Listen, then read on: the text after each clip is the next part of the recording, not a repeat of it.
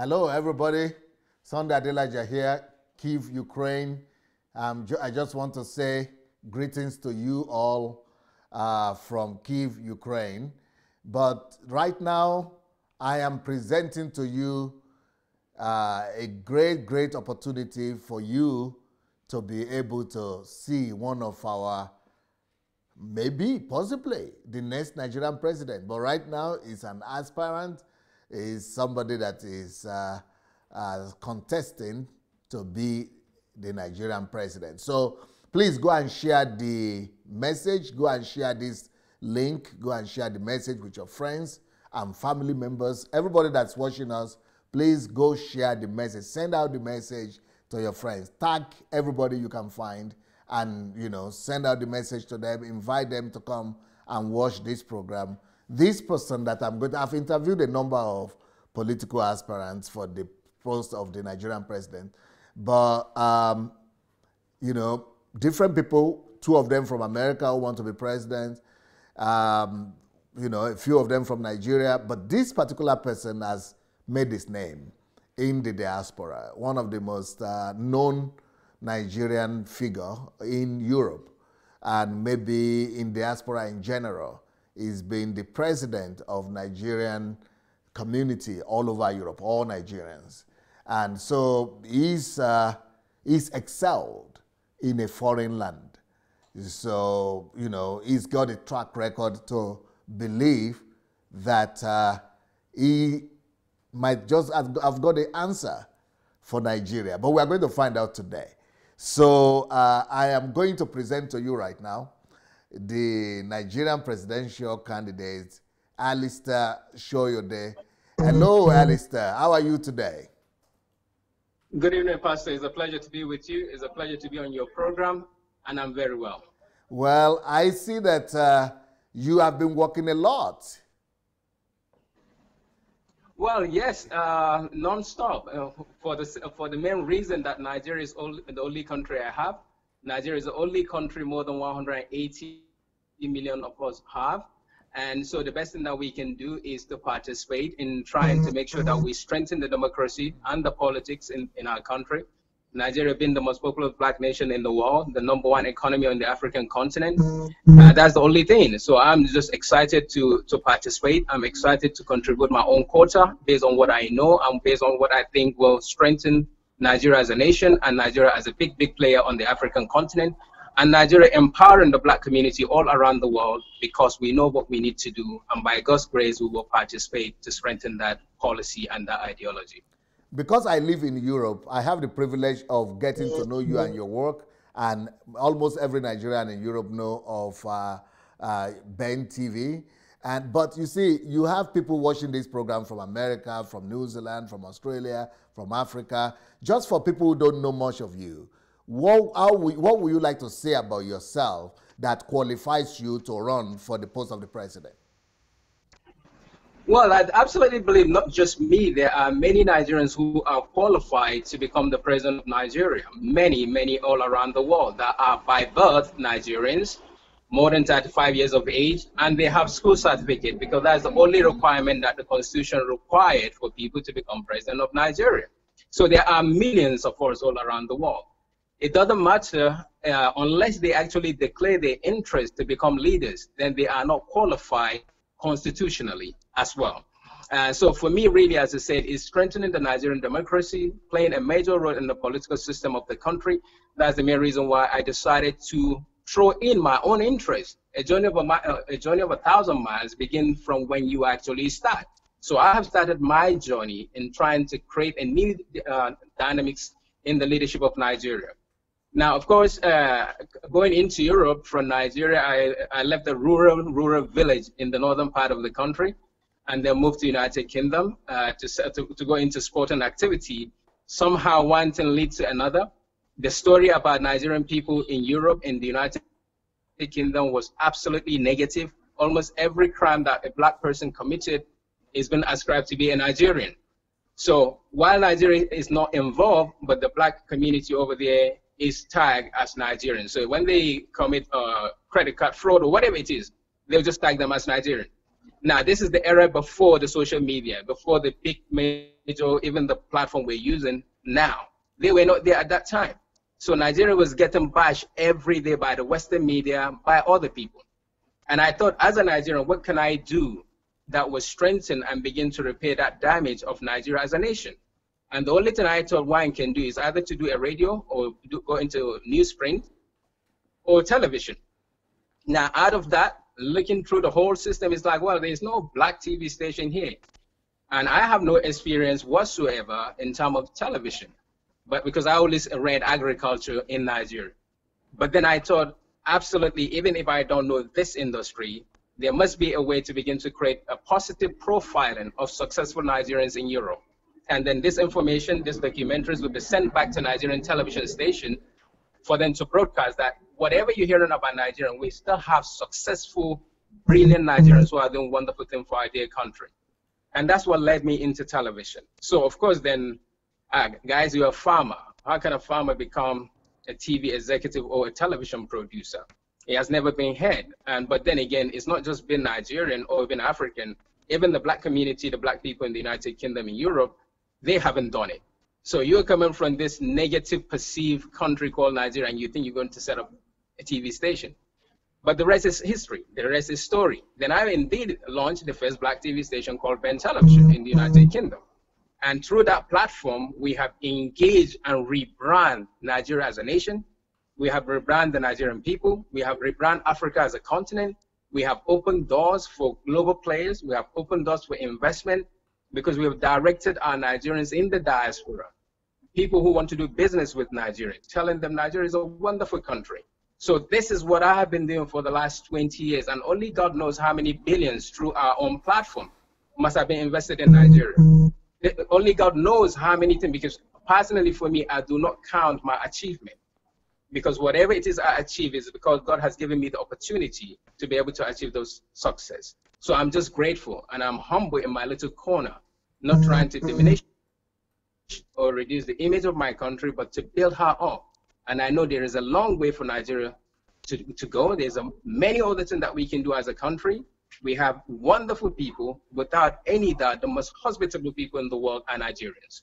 There is no countryside you go that you'll not find a Nigerian succeeding in that country. So why can't we replicate the same thing here at home? So personally, where I'm coming from is from a small rural village in the northern part of the country.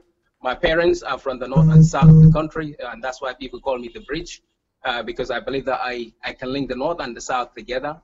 Politicians, they need to unite our community, they need to unite our people rather than dividing our people. That's what I think politics should be, uniting the people, because in every state, in every constituency, you have different culture, different languages, different people from different backgrounds.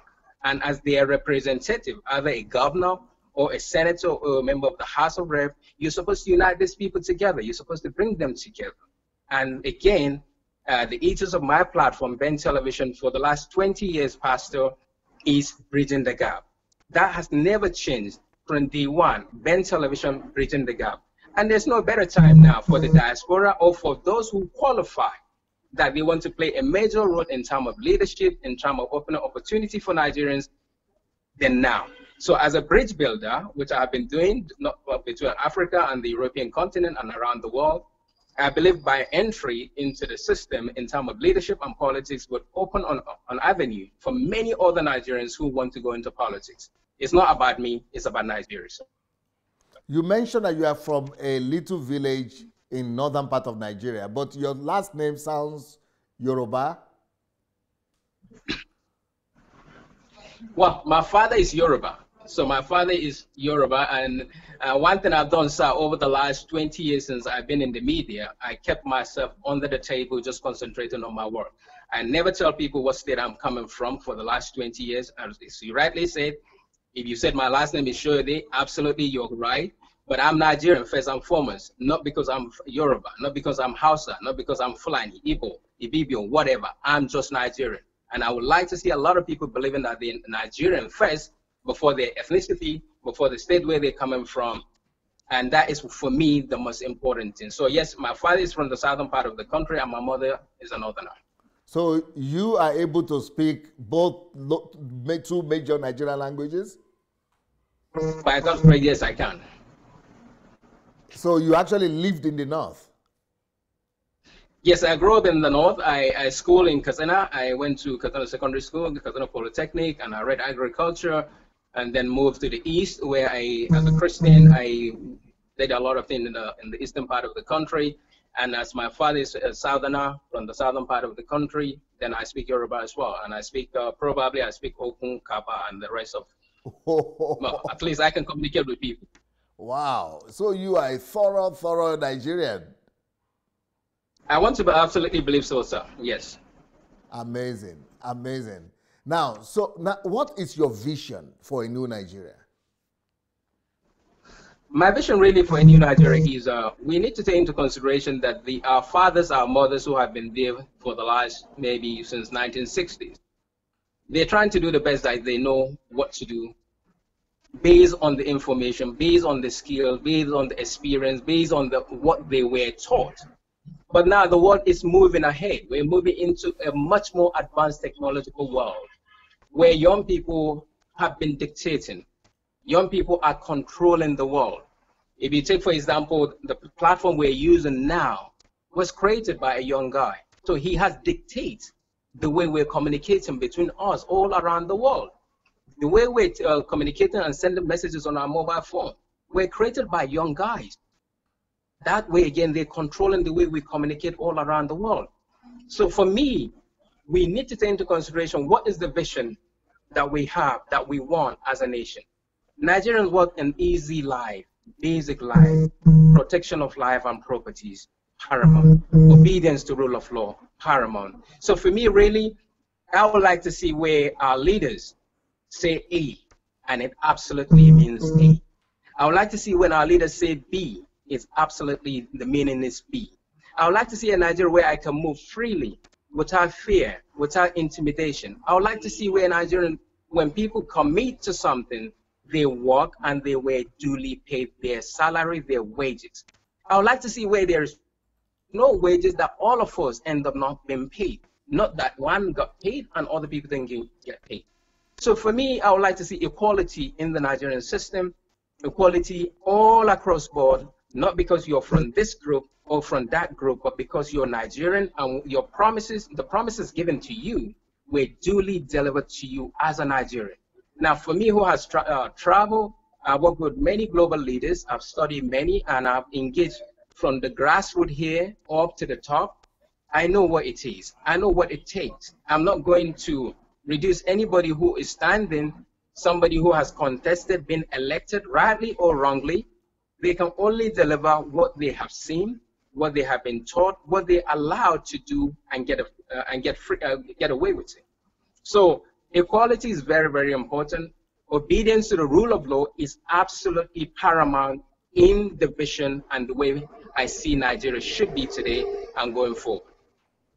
You've lived in England for 20 years, and what is it that you most would like to bring from your experience in England? What is it you would like to most urgently bring from the European experience to share with the Nigerian people and the Nigerian nation that could improve the life of Nigerians and Nigeria as a nation?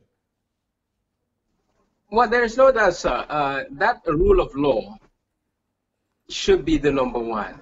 Because one thing for sure, we're talking about politics, members of the House of Parliament, if they claim £100 undeclared, unaccounted for, the book will land on them immediately. No matter how long they've been members of the Parliament, no matter who they are, they will kiss their job goodbye, and they will pay the consequences for that offense for £100. That doesn't happen in our climate here. That doesn't. So we must find a way that we strengthen our judiciary system, and that's now what I'm talking about, that equality, to treat each and every Nigerian equally, regardless where they come from, because they are Nigerians. The electorate elects the electable executive. So you should be 100% accountable to them. My understanding, sir, is Nigerians are law obedience, subject to if those who ascribe, those who deliver, those who are asking us to follow this rule, follow it in the same way. But because it does not seem to be so, then of course, the rest is the story and the rest is the consequences that we're facing as a nation. So rule of law for me is very, very important. And I would really like to see that being implemented, because with that you can strengthen all the institutions that are responsible, be it the EFCC, the ICPC, the police, whatever they are, because they know rule of law is 100% important. You don't need to be shouting, because they know what they are supposed to do, and when they don't do it rightly, they know the consequences, and then the Nigerian people will be much more peaceful, and any other thing can follow. But for now, we do have a major problem. So I would definitely like to see the rule of law being implemented absolutely 100%. So there is another candidate that is running alongside yourself, and is a young man like yourself and a media man as well. When there was a time that I interviewed him here, and then when I made mention that I was bringing you on, some people expressed the opinion that you are too good, you are too soft, and that you have lived in Europe for so long that you might not be able to deal with the Nigerian situation. That the other guy, that he is rugged because he's not been in Europe or America for so long like you, and he was always a fighter back in Nigeria, and that you are too good, you are too European to be able to handle the rugged scenario of the Nigerian political life. What do you say to that? Well, I thank them for their observation. I appreciate their observation. I may look very soft, and I'm grateful that I do look soft. But the fact of the matter is, I have transversed places that people have never heard in my country, Nigeria. I have dealt with a variety of organizations, top professionals that are Nigerians, gratefully through being the president of a former president of Nigeria in the diaspora, where the best brains of Nigerians are, the best qualitative Nigerians are in those organizations. I have worked with them. We have faced different challenges, different opinions, different views, different presentation, and we came through very well, which is a good knowledge, a good place to learn how to handle people who are much more advanced academically, professionally, wealth-wise than myself. So I'm grateful, and that's years ago. Now, coming back to say I'm soft, yes, it might be. I can operate diplomatically. Being nice is very good. There's no harm being nice, subject to knowing what you are supposed to do, subject to following the rule of law, subject to adhering to what you as a person should do. Now, as a soft person as well, I have been representing Nigeria for the last 20 years at no cost, at no pay to me, right? That is what I have been doing. So, saying I'm soft, maybe I do look soft, but then I do not need to fight people if they're not fighting me. So for those who want to fight me, I'm ready and willing to listen to the way they want to fight, to the way they want to present. But it's not about that. I'm a Nigerian, and I believe many Nigerians are peace-loving. Many Nigerians are humble. Many Nigerians are soft. Until when you push them, then they will begin to say, do you know who I am? Who are you? That is our normal trait. That's our normal DNA. So if you haven't pushed me, I have no reason to hurt you. But if you dare push me, then you will know there is a different person completely. But I'm grateful that they can see me, a soft guy, too quiet, too humble. But the fact of the matter is, I know Nigeria inside out. Yeah, but some other people also say that many people that I've spoken to in England about you, for some reasons, everybody seems to have good things to say about you. But the question I have about that is that, and you yourself said it, that's your strength, building bridges, not making walls. How do you want to use that, your strength? Because in England, like, we have millions of Nigerians there, I suppose, at least 1 million Nigerians or more. And most of the ones that I've spoken to about Alistair, good guy, good guy, no problem, easygoing, cool, no problem. Some people might not like some of the programs that you are broadcasting, but about your personality, not everybody is just kind of very happy. But that is a good thing for Nigeria being so diverse. But how do you wish to bring that ability to build bridges and to be able to, you know, make everybody feel at peace to resolve the all kinds of crises that we have in Nigeria? Boko Haram, militancy, kidnapping, ethnic divides, Biafra, all kind of, restructure, all kind of things that are dividing our country. Your personality, at least from what you have done so far, is like you are good enough for it. But how do you want to bring that to the table? Well, sir, I'm absolutely ready to run. My trainers are on, and I tend to wear something like a khaki to show that I'm ready for the job. The job for Nigeria is not for Barbariga, it's not for suit and tie. Right now, the job for those who are ready to run the race. I'm absolutely ready. I'm sporty. I'm involved in sport development, so I know what it is. But as I said, I'm 100% ready for the job if given the opportunity, or if my country actually believe that this is the time now to begin to build bridge that would take us to that rightful destination. It's a long process. It's a journey that will be thousands of years ahead, because we are building a nation. There's no end to building a nation until when the world ends. But for now, we know it's a long process. Now, how will I build bridges? As I said already, sir, my parents are North and South, so I believe that I can join that North and South divide. I will strengthen it. I understand the languages, or at least the major languages, where I'll be able to communicate with them in going forward, looking for peace rather than looking for war, looking for settlement rather than looking for divide. That is the way forward. Unleashing opportunities of our Nigerian youth, that is another angle that is very, very important. Our youth have no job. That's the reason why they can go to campaign places and follow the politician for the whole day, because they have no job. They don't need to go to anywhere. My friends, majority based on this political calculation and things, they are working. They run their businesses. So they haven't got time to be following me up and down because they have to work. So building bridges, I will unleash the talent of Nigerians. Our biggest industry, the youth. I know what to do to engage them in sport. I have been fully involved in sport development, either at home or in the diaspora. I know where our best athletes are. When you have a good person in front of you, there is a tendency that more people will follow that because they believe in that person, that you're not going to lead them astray. Now, that is one thing you're going to have with me. I'm not going to lead you to war believing that, oh, I'm standing to fight. No, I will lead you away from war. Your safety is very important.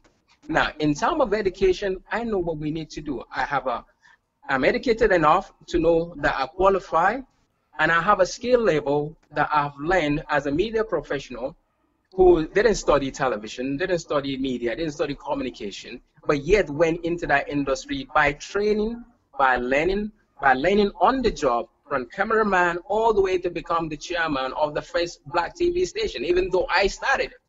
But I went through the whole phase, presenting, editing, and whatever it is. So I'm ready.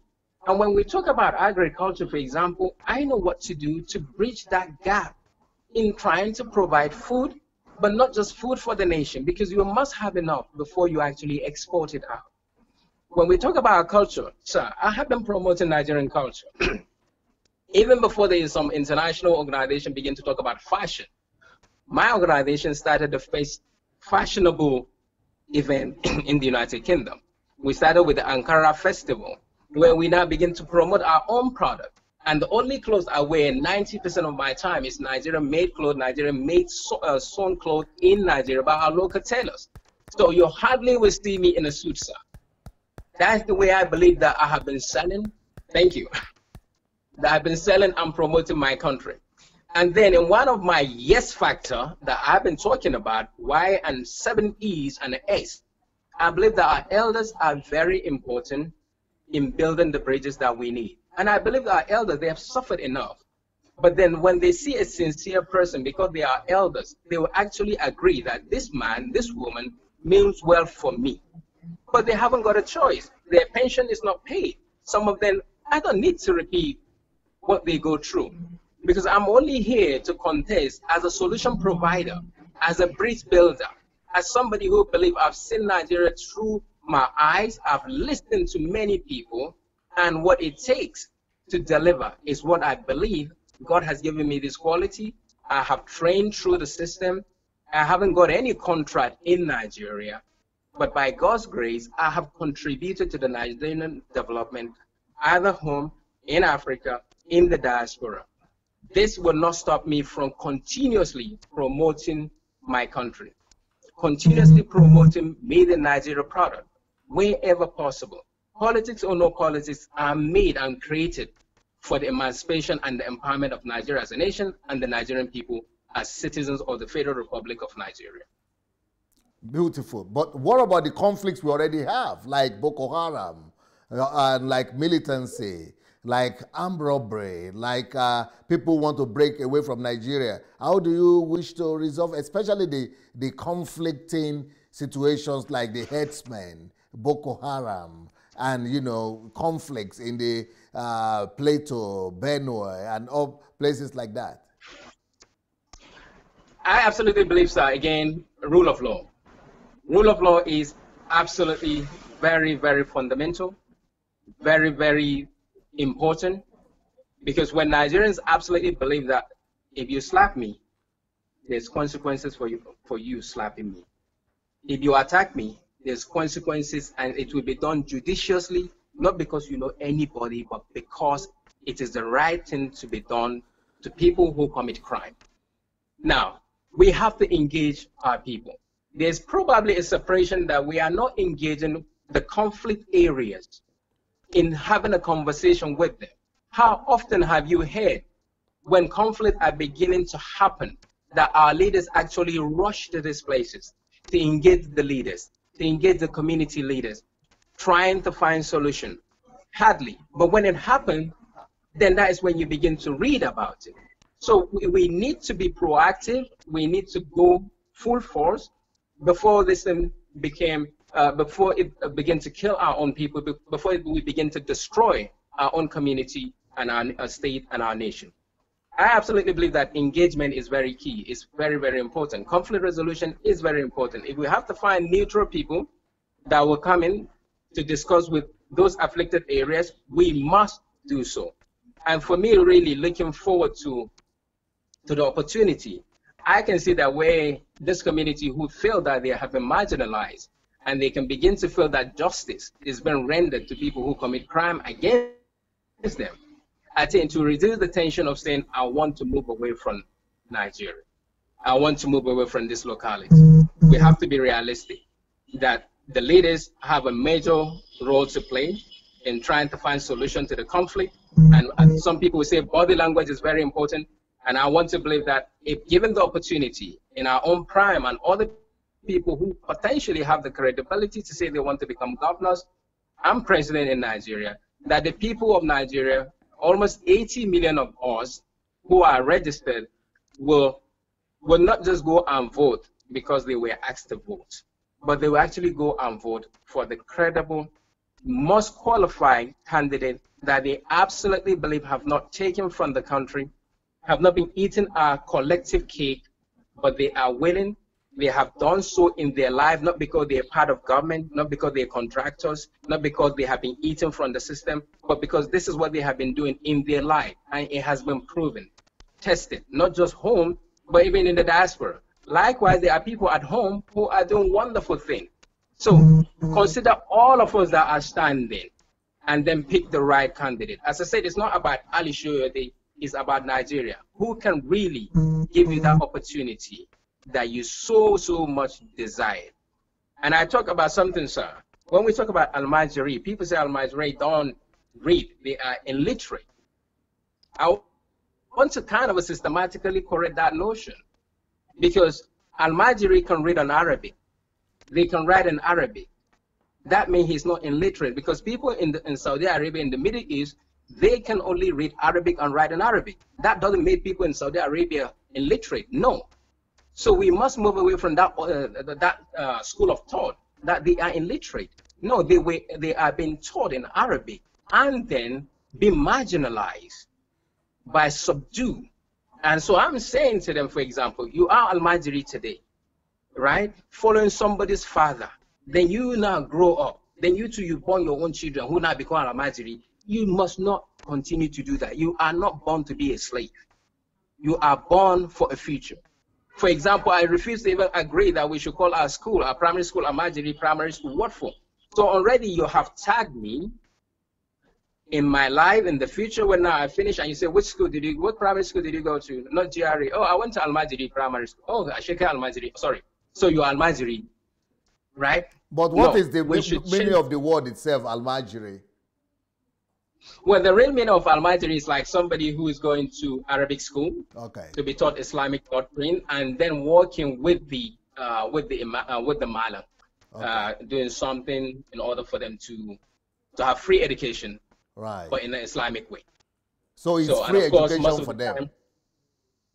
Yes, but even though they have to do some menial work and kind of go out to do something, because some parents back in the days when they dropped these children in the Islamic school, they lived in there, and if the school cannot cope, they allow them to go and do the menial job in order for them to earn food or some money and then come back to the school and continue studying. Okay. And then, of course, it then becomes what we now call the Almajiri, and no school, no parents, no this, no that. Oh, I see. Now, you see, how do you then want to bring your diplomacy to the table to resolve the problem as difficult as that of Chibok girls?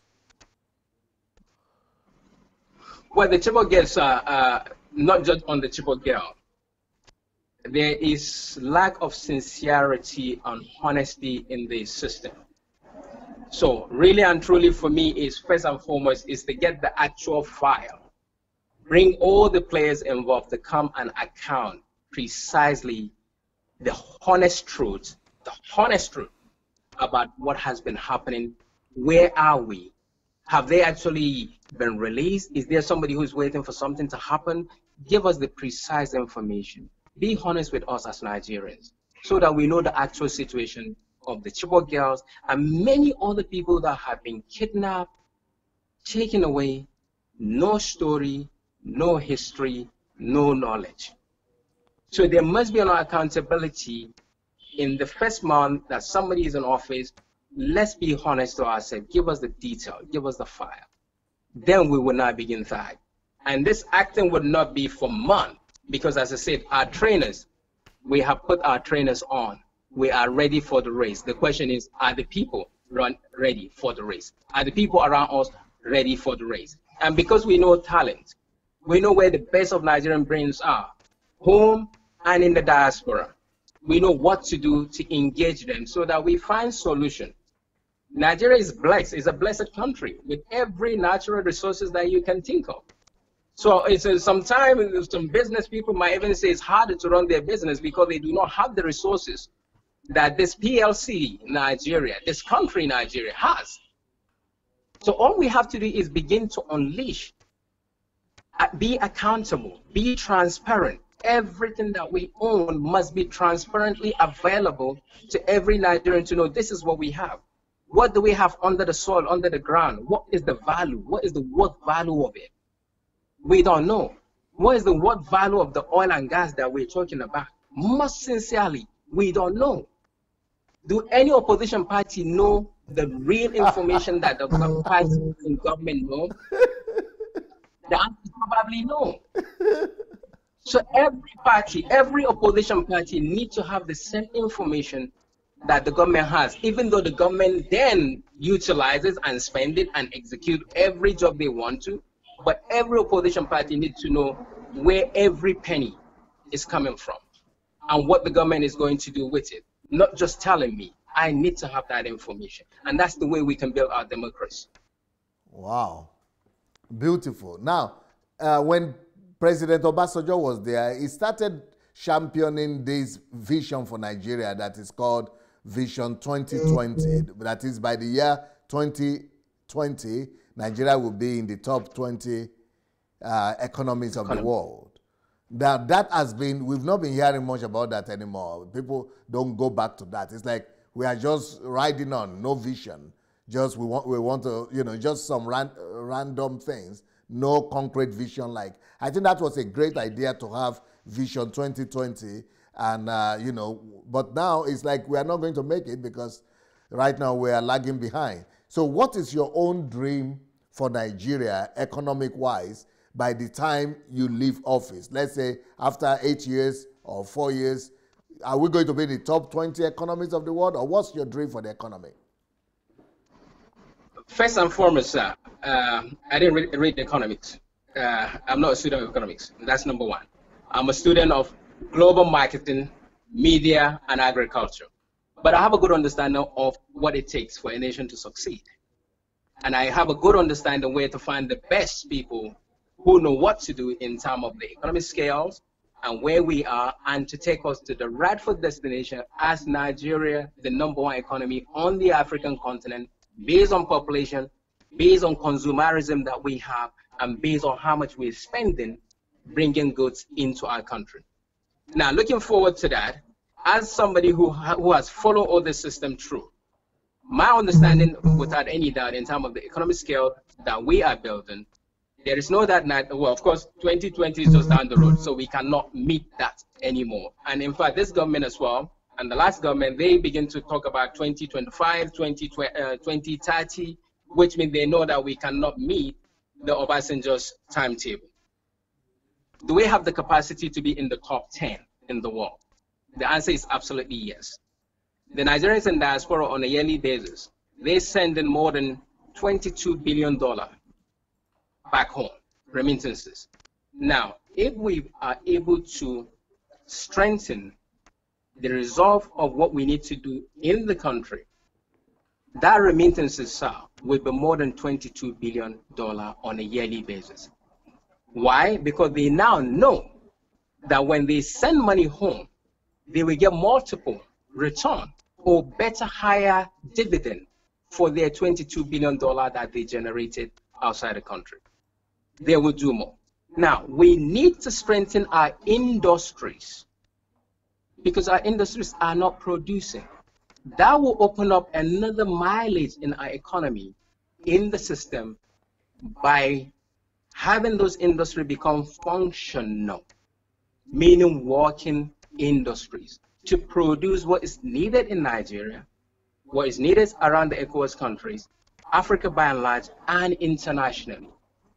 We have agricultural products that we can sell to generate returns for their country. When we look at the global big players, they're moving away from oil and gas. Or even the new cars that have been manufactured are moving away from, they're moving into electric system. Why do we need to look into that direction when some of the best brains around the world as well are Nigerians, even if they refuse to claim to be Nigerians? All you have to do is find out who developed so and so, this application. Nigerians are selling companies in billions around the world, billions. And Nigerians run the Gatwick Airport in the United Kingdom. So we have all these opportunities to make sure that economy absolutely bounce back. And of course, the pegging of our dollar. A lot of people have lost a lot of money by keeping their naira home, especially those who are trading and doing business abroad. I'm looking at all this thing that when industries work, your manufacturing work, you are automatically creating jobs. Our housing industry, we have a shortfall of almost 10 million homes and houses in the country. Each single home or house that you can build will probably take between 5 to 10 people. Now multiply, even if you just build 1 million homes in Nigeria, times 5. That automatically means you can create 5 million new jobs in the country. But again, the level of power in the country, electricity, is just about 6,000 to 7,000 for a whole country. Now, my understanding as well, sir, if you increase the level, sincerely increase the level of your output from that 7 to even 14, if your GDP does not increase or double from $460 billion a year to about $920 billion, at least it will shoot up by 50% because you have increased your output. Now, the question is, do you have the will and the determination? And my answer, sir, is 100%. I have the will, I have the determination, because I know what it would do for Nigeria. I know where it will take Nigeria as a nation to, internationally, And I'm not fazed by any global leader. By God's grace, I have met those that are wonderful. Those are leaders around Europe that are prime ministers. I have met them because of the job I'm doing in the media rather than because I'm representing Nigeria. How much more if Nigeria is using me to go to these people, to negotiate, to bring in deals? For example, United Kingdom is pulling out of Brexit. They're pulling out of Europe. So Europe on its own is looking for a big player. United Kingdom on her own, she's looking for a major player where she can rely on either for her resources or for services. Nigeria can play a major role across all these platforms. So I can see, yes, our economy, we will not get there 2020, but sir, as I said as well, until when somebody is in the office, to actually have the real accurate information on our accounting system, audit what we actually have. And this must be done immediately in order for us to know the real story, not just because they told us so, but we must know so, and it is so, and it is transparent, and it is true. Then we can move forward and do the right thing. What will be your strategy in trying to tackle the electricity challenge? So if I tell you that a team manager, sometimes they don't tell the 11 players, especially when they're playing a major role, a major game. But nevertheless, let's try to be a bit diplomatic. We are bringing in a lot of generators in this country. So the players in that industry, which is $1 billion industry, okay, they would not like to shut it off immediately, right? Yes. So let's be realistic. We must make sure first and foremost that our energy, our electricity in the country is actually improving before shutting off the system or reducing the impact of this generator, which is killing people as well, because they are spoiling the environment. Many people are dying through it as well. Well, in circumstances that is emergency, surely enough, that's fine. But we have to be realistic. And I want to live on a realistic way that, yes, I know we have a lot of challenges, but the reason why we're standing or joining the politics or the democratic process in the country is because we want to find solution to these challenges, not the other way around. A lot of people might laugh about it, maybe as you even mentioned, that what does it have to offer? The fact of the matter, sir, is for every single Nigerian that is standing for any elective office, you have to give them credit for standing. And we can talk from here to eternity come. For them not standing, really, they just have to pick from the candidates that are listed on the ballot paper. You cannot elect anybody whatsoever if his name is not on the ballot paper. You cannot pick any party if that party is not on the ballot paper. It's your choice, it's the choice of the people to find the right people that are standing. But we have a strategy, as I said, but we have to be realistic to follow that principle in order for us to, first and foremost, to make sure that electricity power is absolutely increased in the system so that people will have something, and then we now begin to narrow, reduce the impact of the alternative means of generating power in the country. And we have a variety of means of generating power in the country. Talking about party, what political party are you, using to flag your candidacy? Pastor, I believe you're in Ukraine, yes or no? Yes.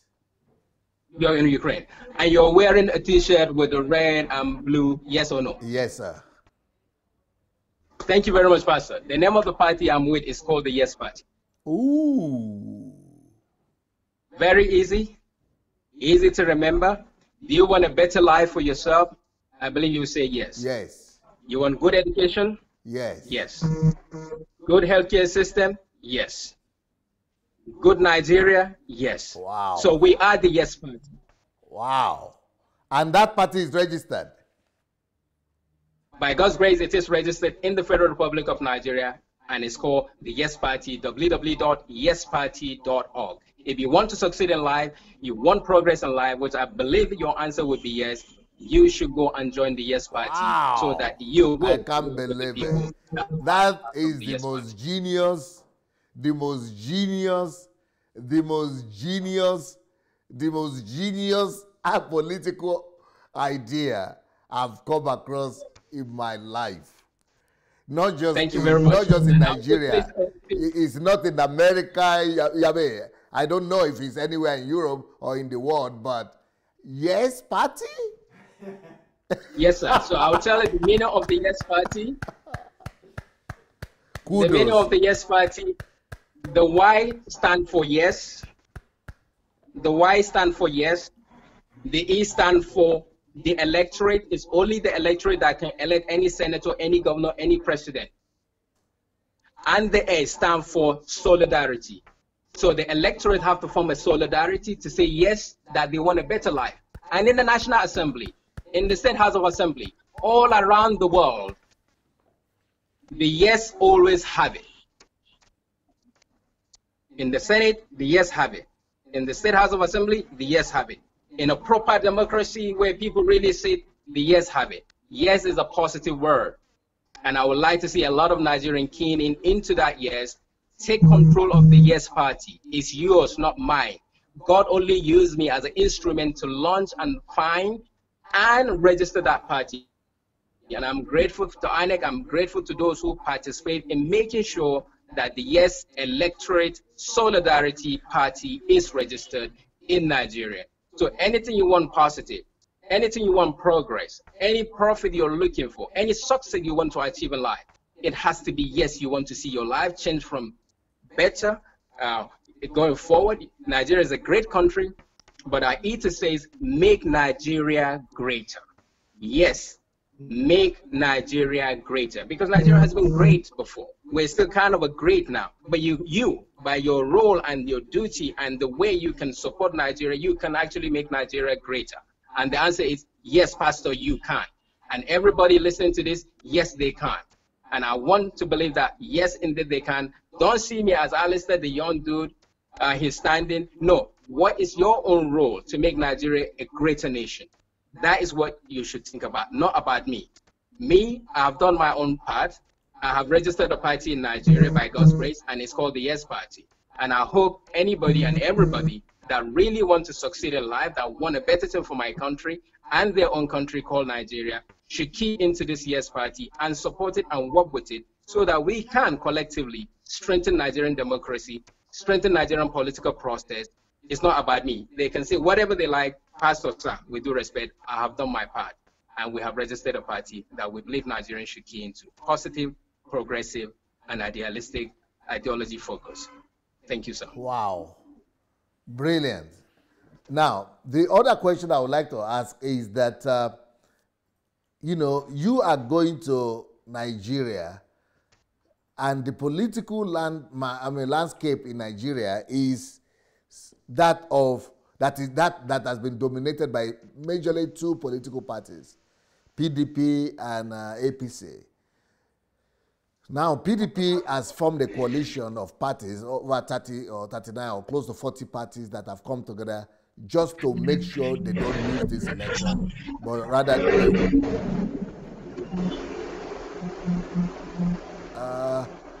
I don't know if, okay.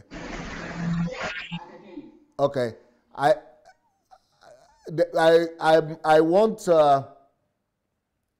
to ask, how, do you plan to merge with any political party, either, because, for example, I've interviewed a lot of the young candidates, and I'm saying, why don't you merge together? Because how will you defeat, giants like PDP, APC? Yeah, but even though your party is the most selling name I've ever heard of, not just in Nigeria, anywhere.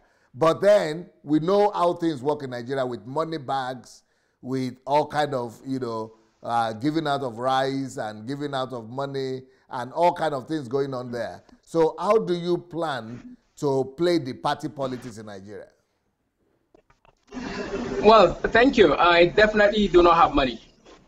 We want to move away from the money politics, because what we really want to change is saying, this is the way, back in the days, you participate in the orange something. In Europe, this is the way they are playing their politics, not about money. Every money that a candidate spends, at the end of their campaign, they go back and account for that 5,000 they receive from the political party. And if £1 is missing, they have to tell the electoral process what they did with that £1. So we don't have any money to give anybody. In fact, if you're looking for the party that will give you money, don't come to Yes. Don't vote for yes. Stay outside, because yes is not giving our party. What yes is bringing is brains, skills, innovation, creativity, unleashing talent, because that's what we know. We need to change the dynamics. We need to change the ethos. We need to change the mindset of our people. Somebody has to stand in the gap to do that. And the Yes Party is that party that is standing in the gap to say, this is what we're offering you. We have the strength. We have the stamina. We believe we have the capacity. We believe we can run the race. We can do the marathon. We believe in terms of creativity. That is what we have been doing, working in the sporting industry and in the entertainment industry as a player. For me personally, I know this is something that has to happen. So no money from yes. We seek your donation. We seek your support, and we'll account for every penny you give and you render to yes. Because we have a name. Our name is not just made in Nigeria. Our name is made around the world. We have to account. We have to be responsible for our name. When we travel, first thing they'll ask people like us is, what do you do? And then you tell them, even at the border, they respect you. We cannot compromise that. In our home country, Nigeria, the same thing.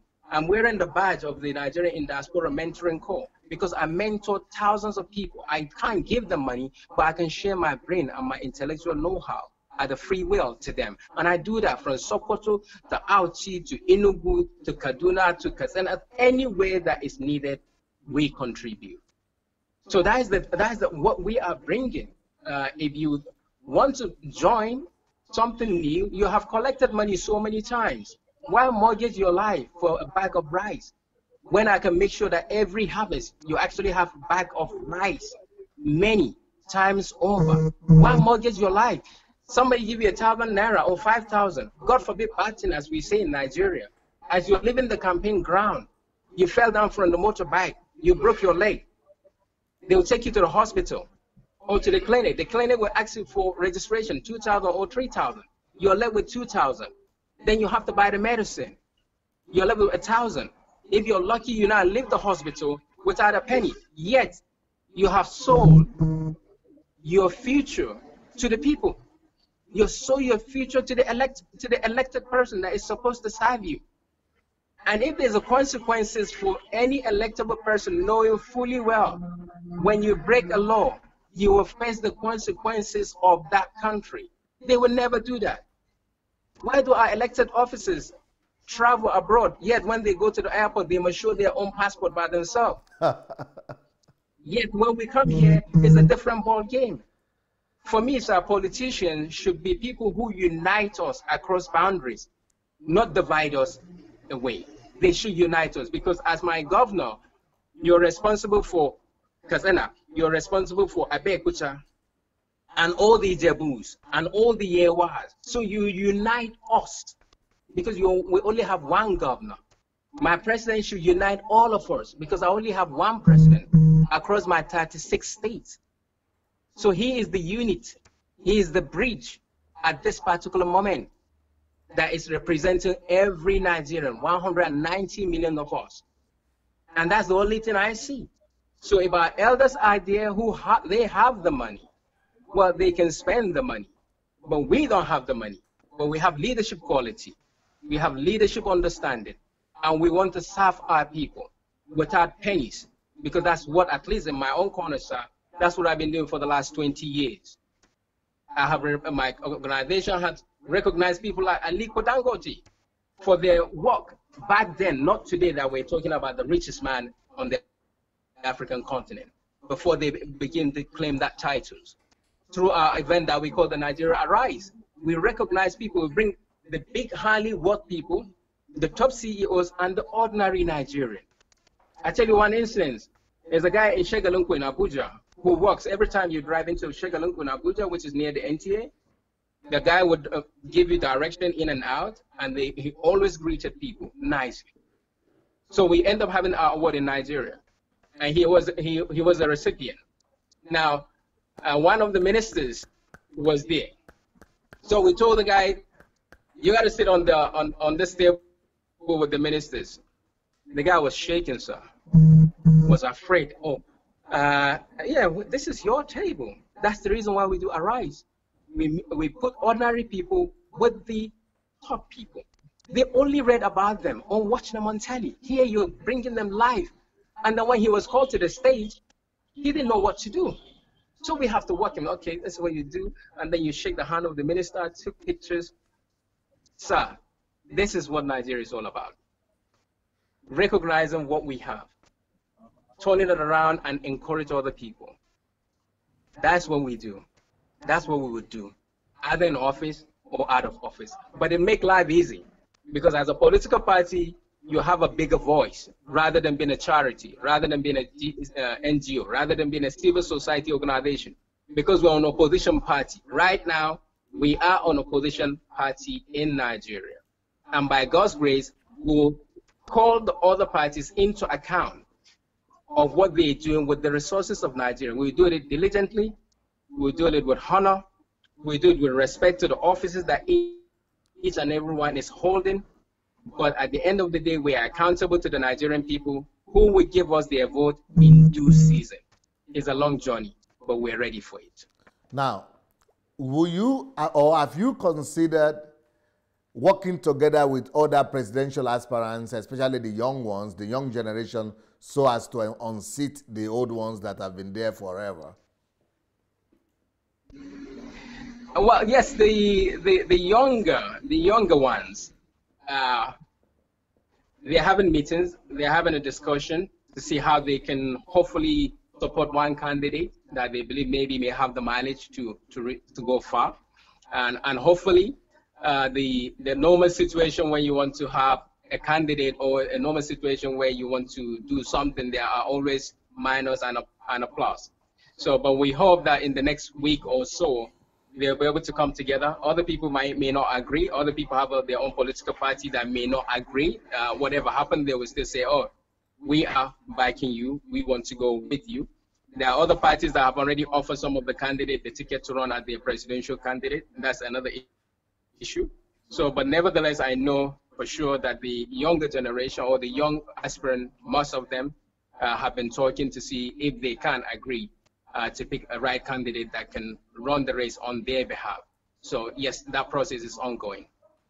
In case you don't win and you don't become the president of Nigeria, what will your party be doing? Will you just come back to England and just, you know, continue your media work, or you want to become a career politician that will be in the opposition and be, you know, trying to reshape the Nigerian political scene? Well, one should be grateful. The reason why I believe most African politicians don't want to leave politics, no matter what, is because they don't have a career. They don't have a job. They don't have something to go back to. And it's the same way that people who were supposed to retire from public service, they were not paid their pension. So they don't want to not to go to work, even though you can hear that they have not been paid for 5 months, for 8 months, for 10 months. Because maybe just by appearing at work, they might be privileged. Pastor Sunday is passing by, who brought something, and he will give something. So that's the way they live. So that's why they go to work, but they can still tell you, we have not been paid for 6 months, but I will still go to work, just in case something happened. So for me, I have a job. So I have a career, and I'm grateful that, as we have seen around the world, the advanced society, when somebody finishes his service, they go back to their profession, either as lecturers, as medical doctors, or whatever it is. They go back and continue their job. So having a career, political career, really sometimes is not a job. It's just a way of eating, which is okay, because even the devil has his own strategy of capturing good people. So I don't blame anybody. They have to survive, and whatever it takes them to survive, they will do. But then I want the rule of law to take effect. When you mess up the system, when you commit any criminal offense, I want the rule of law, according to the Nigerian Constitution or according to the law of the Federal Republic, to become effective, straight on. No big man, no big woman. Everybody must be treated equally. So I will go back to my job, but then, yes, we'll continue, because what gave birth to Yes, Sir, is since last year, we took it upon ourselves to begin to educate our Nigerian people about the power of their voting, not just their PVC, the power of their votes, that they elect the officers. So they should not be afraid not to elect the same officer next time. So we started going to the villages, to the cities, from Abuja to Nasarawa to Kano to Kaduna and Zaria and Port Harcourt, Southwest, and all the places that we have the resources to reach. Because as I said, we're not money bag. Whatever we're doing is from our own pocket and from our volunteers. So we were doing that with success, with a lot of traditional rulers commending what we're doing. So as we continue doing that, we're telling people, look for the credible candidate. They are there, even in their own party. Pick them. But if they're not in the top, they will not be allowed to reach that level. So, and then people start asking, so why don't you guys have your own party? Since you say you have credible people with you, and that's why you're doing this wonderful thing. And so we sat down one day and said, okay, I think I will go for that. But it's going to be very expensive to register, or it's going to be expensive when you register to be able to run around with a political party.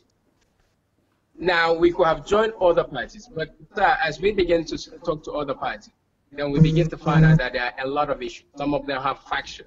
And we thought, based on where we're coming from, based on what we think we want to offer Nigeria, based on now having this Yes Nigeria movement that we've been going places, is because of the Yes Nigeria movement, even the likes of the major intervention movement in the country, they came after after Yes Nigeria movement has been trending. And we supported them because we just wanted to strengthen Nigerian politics, not to kick anybody out of office, but to strengthen Nigerian politics. By so doing, of course, if the people key into us, then when the election comes, the winner will go away with the coveted trophy. It's as simple as ABC. You talk about your policy, we talk about our policy. We call you to account for what you're doing, you ask us the same thing, and the ordinary Nigerian will ask us the same thing. So this is what we've done, and that's what gave birth, and then we don't say, okay, well, actually, let's just go ahead and see if we can manage to register yes. And we're grateful that we did everything with our little resources, with our little team. Some people say we're too small, but hey, sometimes it's not the person who has the largest bucket, who knows how to make the largest noise that can win the race. Mike Tyson back in the days, he knocked people out who are twice his size. David and Goliath, another history story there. So things can happen, but we are not taking anything for granted. As I said, I have full respect for every electable officer in Nigeria because they stood and they got it rightly or wrongly. But going forward is the Nigerian time now, is the Nigerian electorate now who need to form a solidarity in order for them to pick the right candidate come 2019. And if they're not performing, is the choice of this electorate more than 80 million. If we get 60 million of the Nigerians who are going to vote come 2019, that is a massive improvement from less than 30 million in 2015. And that is potentially possible. A majority of the people are the younger generation. But again, it's another point to say they are youth who may not believe that a younger person can do it. And then it is possible as well that the youth might say, yes, actually, we believe in the likes of Alistair. We believe in the like of Mr. Soyode. We believe in the like of the Miss who is standing. And we want to key and support them. It's not about the money. You can collect the money given to you because people are hungry. Let's be realistic. But when you go into that box, your polling booth, nobody knows who you're going to vote for. Only you. So long you are the one voting. And our assurance is, by God's grace, anything can happen, anything. By God's grace, if then we, the new generation of leaders, end up becoming the winner, rest assured nobody is going to touch you. Rest assured your security is absolutely guaranteed. Because as I say, sir, I work with the yes factor. The yes factor meaning Y and 7E and an S. Youth and the younger generation must be allowed to unleash their talent, their God-given talent. Opportunity must be given to them. We have sport that we can generate a lot of return. We can produce global and world leaders in sporting industry through our youth because I participate in it. So I know what we can do. Our economy, we already talked about, another E. Employment, we have talked about, another E. Creating enterprise, the likes of in agriculture, healthcare, provision. We have the best doctors around the world. I know where they are. I know what to do to bring them in because they believe that they can work with somebody that they believe in. We have another E for creating jobs with employment. Then we have another E, sir, talking about energy, which we have already talked about.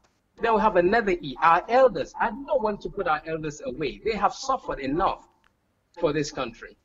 Some of them not because they do not want to do well. It's because the system is not allowing them to benefit from their sweat. So we must take care of our elders. And I duly, humbly know the worth and the value of our elders. So they must be engaged. And then, of course, we don't have another E, that apart from all this economy that we're talking about, education, employment, enterprising, whatever it is that we're talking about, people will be judged, people will participate in building Nigeria based on another E, on their expertise, on their experience, and based on equality. Man or woman, so long you have the experience, you are expert, and based on equality, you will be engaged in our government. And the last letter, which is the S, you may have good money. You have the richest man in Africa in Nigeria. You have the richest woman in Africa in Nigeria. You have rich people. You have good education, good energy, everything. If you do not have security, you cannot enjoy all the things that have been listed. So we must make sure that our security system is secure and safe for every Nigerian to move around day or night, to enjoy the scenery that you have as a nation with various topography around the country. You don't need to be dashing because you're living at Bekuta now to Abuja. People say don't travel. No, you will travel because your security, by God's grace, will be secured because we know what to do to improve, to increase the number of our police force, to train them, to pay them decent wages based on what they should be able to live on so that they do not need to disturb the drivers or the drivers even offering them something. These are the future and the Nigeria that I see. And is it possible? The answer absolutely, sir, yes, it is possible. You spoke about hunger in the land. And it is true, because if you divide our GDP, which is just under 500 billion, if you divide it by per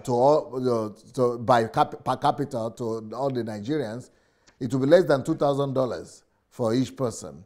But besides that, we know that in Nigeria there is no such equality. Most of the money and the resources is in the hands of the few.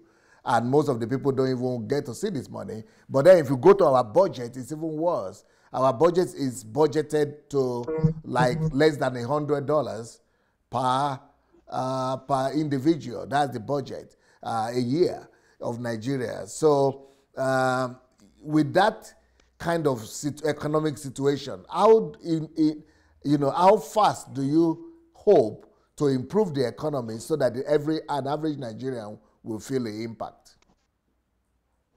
Well, I want to believe as well that Nigerians are honest people, no matter what the challenges are. Of course, when you're honest, is a different ballgame, but then you are facing some serious challenges in front of you that allow you now to be a little bit devious.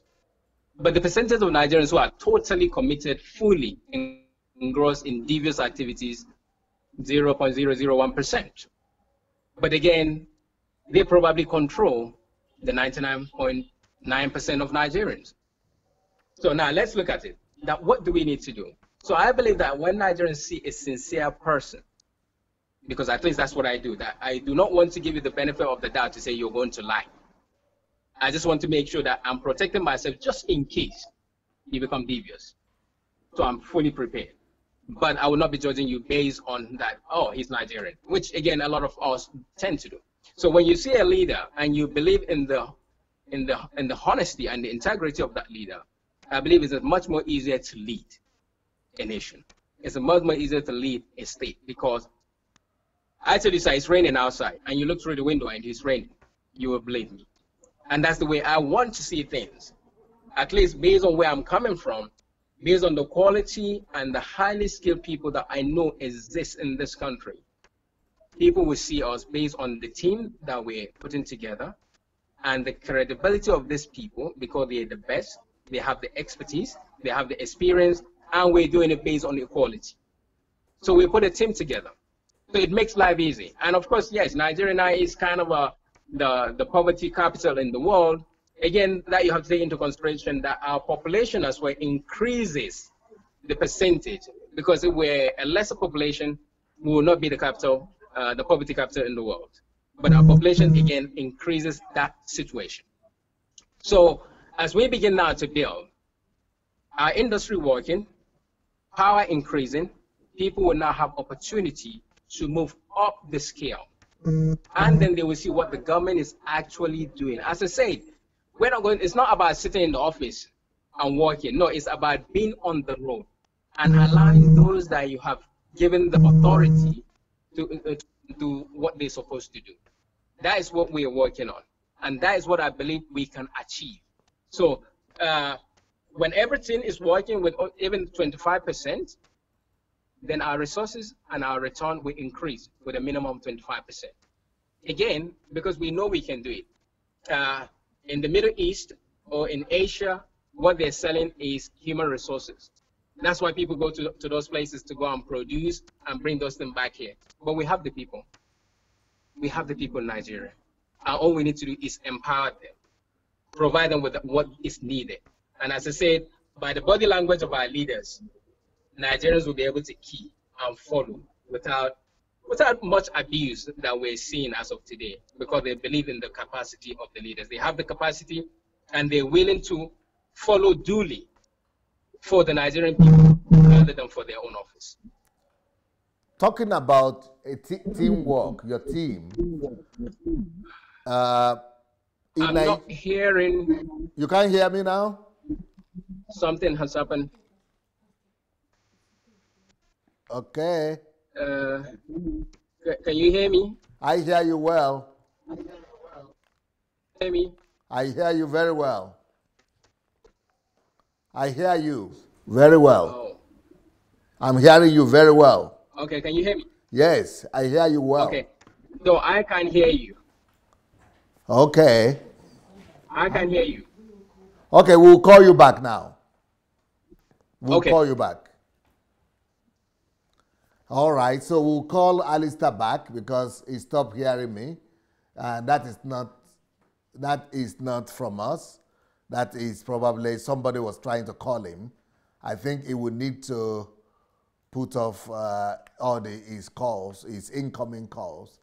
I think that's where the problem is. So maybe we'll take the advantage to take the opportunity to put off the calls, the incoming calls. However, we'll hope to call him back right now, very soon, and then we'll be able to, continue our conversation. We still have about 15 more minutes to go. I don't know what you people who are watching us are thinking, but maybe I'm asking the right questions that you would like to ask or not. So if there are some questions that you think that I'm not asking, that you would like to ask, please let us hear. But meanwhile, let's go and share this message. Let's share with our friends, in Africa, in diaspora, all over the world. Let's give people the opportunity to hear all these our contestants and aspirants for the highest position of the land. And so we're trying to get him back. I don't know where he is right now. Maybe he's in Nigeria or he's in the UK, but I think we got him back already. Good. We got him. He's here. Now, Alistair, I wanted to ask you, can you hear me now? Yes, I can. Good. I wanted to ask you about teamwork, because you are talking about I think that's one of your strengths, to be able to bring the best people to the table to serve the nation, especially coming from the diaspora. But winning the election is crucial. And for you to be able to win the election, you've got to be able to have a capable team on the ground. You've got to have the team in all over, a structure on the ground, political structure that spreads across the whole country so that you will be able to, galvanize the vote and be able to win the majority votes from all areas of the country. So, what a chance, what chance do you stand to be able to do that? Well, thank you very much. As we know that YES has only been recently registered in Nigeria. Looking at the bigger picture before the registration of YES, we have been engaged with the other presidential candidates, other political parties that have been talking to us to see if they can adopt, if we can join their party toward the 2019 election. But now, of course, we now have our own party. So there is no doubt that there has to be a strategy whereby YES and all the similar parties can work together based on some of them already have structures on the ground to do the necessary thing that we need to do. And as you mentioned earlier as well, the major parties already likewise are teaming with some other parties to join them. So for us, is joining the old parties mean that you're not really trying to change anything. Being on your own could mean a lot, because then you just want to be focused on your own ideology as a party and follow it through. In the United Kingdom was a party called the UKIP. Their primary aim was to get UK out of Europe. They end up succeeding. And that's why now we have the Brexit, because their aim was just that.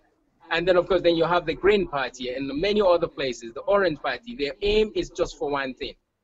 Our number one aim is to strengthen Nigerian democracy. The second aim is, again, to strengthen the Nigerian political process, whereby it's not about money. It's about a credible candidate that can deliver, that can honor, that can bring in what ordinary Nigerian has been seeking for the last 20 years since we started our new dispensation as politicians or as a political nation. So we need to focus on what we want to deliver. If we only manage to get 10,000 people who key into our ideology, we're grateful to them. But we must focus. We cannot deviate. You can't mix cold water with oil. You can't mix left and right. A lot of people are jumping from one place to another because sincerely they have no ideology. They just want to be there. They want to be the principal in every situation.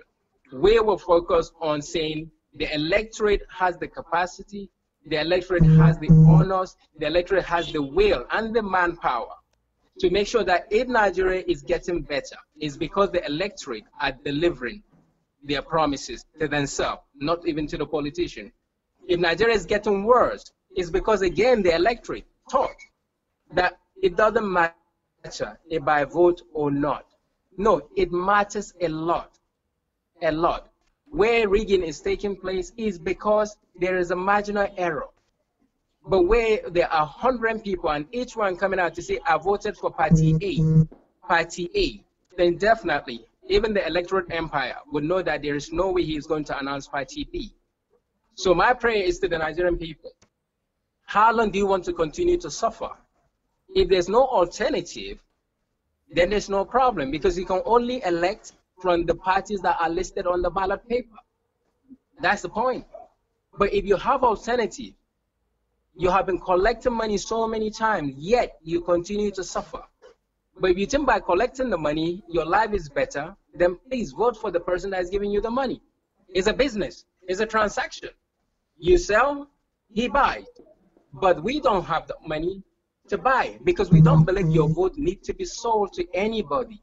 Your vote is for you to have, yes, good health care, yes, to better education, yes, to make more than $1 a day, yes, to having security, yes, to respecting your police and your policeman respecting you, yes, to honoring what Nigeria say as a nation she's going to do for you, yes, for protecting you from outside invaders, yes, to many positive things in life is what the Yes Party is bringing to the table. And then you can judge us by what we say we're going to do. I would not mind whatever people say we cannot do. Is a choice. Anybody can say whatever he likes. I can be speaking here, but at least I know for the last 20 years what I have been doing for my dear country, when my country was just maybe 150 million, is to promote Nigeria to the outside world. That's what I've been doing. And that's what I will continue to do by God's grace, as long as God gives me enough time to breathe, to live. Because I might be here today and tomorrow I'm gone. That's it. Life is finished. But while I'm breathing, I want to make sure that I'm able to contribute the little that I can contribute. And thanking those who paved the way for me to get to where I am. Grateful to them for God to continue to enlighten Nigerians. But it's not about Nigeria. If Nigeria succeeds, the black man, the black woman around the world would be empowered, would be respected, because Nigeria is not going to be a slave to anybody. You have mentioned a few times in our conversations the topic of sports. What can you tell us your sporting history? Sir, I have played in the junior team back in the years with quite a lot of players on the 16 from Katsina in the northern part of the country. Junior team for the city or for the school? No. I was listed in the national team. Ooh. From Katsina. Wow. So in Katsina, I played with Kailua Football Club and Katsina United. My former senior player, who I absolutely respect, is the Nigerian coach of the Super Eagles. That's Coach D Black. Wow. Coach Stalisu. So he is our top player, mighty. We love him, D Black. So that's what I've done. And I play racket games, badminton. I use the sprint. But I study agriculture from Katsina Polytechnic. But apart from that, as I said, I know what to do to engage our youth. Filling the national stadium, filling a variety of stadiums, creating jobs for them, because let them talk about homegrown talent. Apart from that, sir, the entertainment industry is the industry that allowed Nigeria to be recapitalized, that we now became the #1 economy on the African continent. That took place through the entertainment industry. I'm grateful that all the major players in the entertainment industry are people that my platform, myself, have promoted in the diaspora, in Europe, by bringing them to perform, by engaging them, by supporting them in the best way we can. Anything for me that is Nigerian is what I have been doing. So if there's other people who have been doing the same thing, then of course, the more the merrier. But at least I know that's what I've been doing for the last 20 years, promoting Nigeria and promoting Nigerians wherever possible that I have the little resources to reach. I would do that. So it doesn't matter politics or no politics. These are the things. And then, of course, sport and entertainment are the largest industry where our youth follow, know, sings, play, we can develop it. And that's because I know that I can do that, because some of them are close pals or close friends or just acquaintances that you have supported and you have promoted even up to this minute. So I'm grateful to God for using me as an instrument to achieve what I'm achieving. So I'm not taking it lightly. I'm not taking it for granted. I'm just happy that I play a tiny role in the emancipation and the empowerment of Nigeria as a nation and the Nigerian people as a citizen of the Federal Republic of Nigeria. Beautiful. Now, we are having just a few more minutes left before we go. What would you like to say to our audience that is watching us from all over the world before we go today? First and foremost is to thank you very much, sir, for the wonderful thing you're doing. You have a massive people who follow what you're doing, so hopefully our story can reach wider. And it's not about Alistair, it's not about Ali, it's not about Mr. Soyode, it's about Nigeria. So whatever you want to see in Nigeria, especially for those who are outside the country in the diaspora, we can talk about the challenges, we can criticize the system, but if you cannot participate in creating the solution, then the system will only continue in the way that the system find easy to operate. Now, in order for the system to change, each and every one of us at home and outside the country must play a role, either by becoming a registered person, but not just being registered, but actually going out on that day to vote. 1 million people that can vote and voted are better by far than 80 million people who have their PVC yet refuse to go and vote. And I'm praying to the leaders, anybody that control a constituency in Nigeria, please stop promising that 100% of your constituency is going to vote for party A. That is not possible. Can never happen. 100% means that you're just going to write the result. You should allow the politicians, which mean the electorate, to decide who should be their leader. Of course, we can all market ourselves, fair enough. But we must, by all indication, try to say, I pledge peace, which is IPP, because Nigeria is the only country we have. Nigeria is the country that gave us the opportunity. Nigeria gave me the opportunity. When people doubted that can a Nigerian person do this, yes, a Nigerian person did. He launched the first black TV station in Europe. Now, if as women I have the support, like the other people who have developed applications, or even like this type of platform that we're using to speak, then maybe I will have been, or my type of people who have been the one who are developing all this application around the world, that other people are making tons of billions from. We need to support talent. We need to open opportunities for people and support them, even if you have to invest inside their business so that they can succeed. And at the end of the day, please let's just know that electing credible candidates is very important. And as I said, I have full respect for every electable person that is in the House, in the Senate, in the governorship position, in our president. I have full respect for them. And that's why I'm standing, because I respect those offices. And I will not go into abusing anybody, but we'll have a critical debate. We'll have debate on policies, on ideas, but you will not hear from me abusing my elders, because my parent did not bring me up to abuse elders. We will have debate, we will discuss to the fullest, no doubt about it, but I want us to keep that in mind, have that in mind that, yes, let's have a critical discussion. Nigeria is a good country. Nigeria is our hope. Yes, can definitely play a role in that. Yes, you can play a role in that. Everybody listening, everybody watching can play a role in it. Don't just criticize them. Give them the solution. And if they're not taking the solution like we did, find a political party to join so that you can contribute to the ideology of that political party. But rather than any party, my invitation to you is come and take over the Yes Party so that the Yes Party can begin to build with you the future leaders that Nigeria needs as a nation. How can people contact your party? Your website, I know you mentioned it briefly, how can they get in touch with you? Well, our website is www.yesparty.org. So anytime somebody talks to you about something and you say yes, just remember you're talking about the Yes Party, because it's the political party that make the process in Nigeria. So if they said, how are you? I'm fine. Yes. If they say, are you going out? Yes. Do you want to eat? Yes. Do you want a good health care? Yes. Good education? Yes. Are your children well? Yes.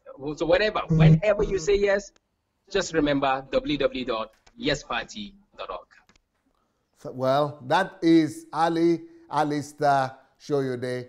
Thank you so very much, for a very, very engaging, very, very intellectual discussion. You are definitely a bright spot in the east of Nigeria, not just in diaspora, but we hope that soon the whole of Nigeria will recognize the gift that you present for the whole continent of Africa. Thank you, sir. Peace. Thank you very much, Pastor. Bye. Thank you. Yeah.